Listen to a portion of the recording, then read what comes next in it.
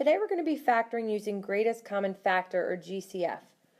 What that really means is I need to take a look at each term in my expression and decide if there is a number or a variable that is a factor of each of those terms. So talking about a common factor means that I can take that value and divide it evenly into each of the terms.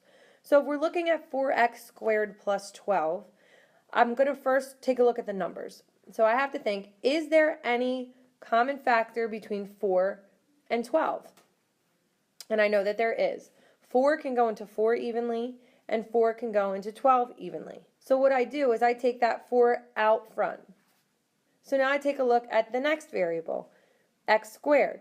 I only have an x in the first term and not in the second term, so that is not going to be a common factor. I will not be able to divide 12 evenly by x. So instead, I'm just going to open my parentheses. 4 is the only factor that's common to both of those things. So now I got to think about, how do I simplify this?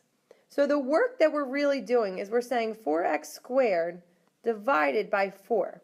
If 4 is a factor of 4, I can divide by 4 to see what the other factor would be, what was left over.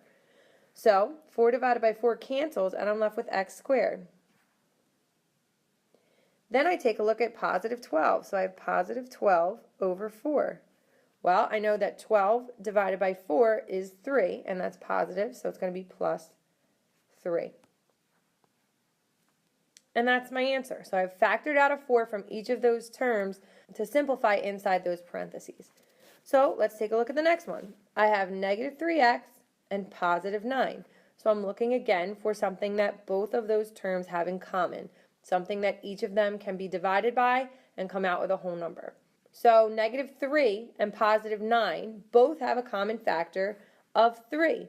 And I want that x term, that first term, to be positive whenever possible. So I'm going to factor out a negative 3 from both of those terms. Again, in this situation, I only have an x in one of my terms, so I can't factor out anything else. It's just negative 3. So let's take a look at what work needs to be done. I take my first term, negative 3x, and I'm going to divide by negative 3.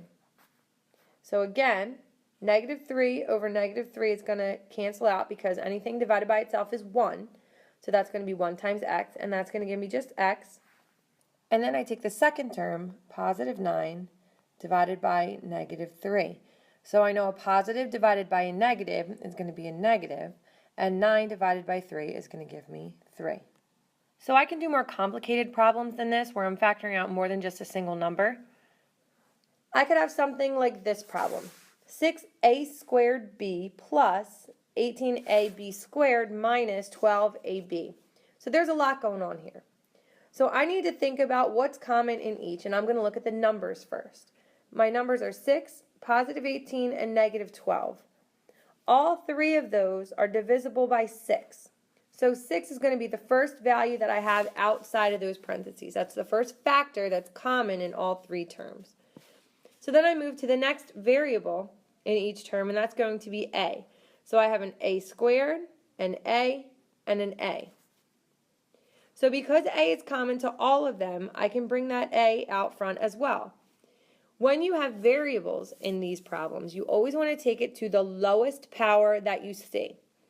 So I have a squared in the first term, first power in the second term, and a first power in the third term.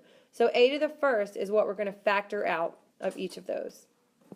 The next variable we need to look at is the b variable. I have a b to the first power, b to the second power, and just plain old b. So again, b is in each of those terms, and I want to raise it to the lowest power that I see, which is just b. So I bring that b out front, and then I know I'm ready to open my parentheses. So we need to do our work again here. So I'm going to do my work in green. The first term was 6a squared b, and we want to divide that by our common factor, which is 6ab. So you'll remember that we divide 6 by 6, and we're going to get 1. A squared divided by a, we need to think about our exponent rules that we learned back in Unit 5. Whenever we're dividing values raised to a power, we always want to subtract those exponents. So it's going to be a squared divided by a. So 2 minus 1 just gives me a. When I have b divided by b, again, that's the same as when we had 6 divided by 6. Anything divided by itself is going to equal to 1. So this whole thing just simplifies to just a. That next term is positive 18ab squared over, again, that same common factor, 6ab. Take a look at the numbers first. 18 divided by 6 gives me a positive 3. A divided by a, we have to subtract our exponents again. 1 minus 1 gives me 0. Anything to the 0 power is 1, so essentially that just cancels itself out. And then I have b squared divided by b. So 2 minus 1 is 1, so it's going to be to the first power. So my second term reduces down to 3b. That's the remaining factor. All right, last but not least, I have negative 12ab over positive 6ab. Start with our numbers. Negative 12 divided by 6 is negative 2.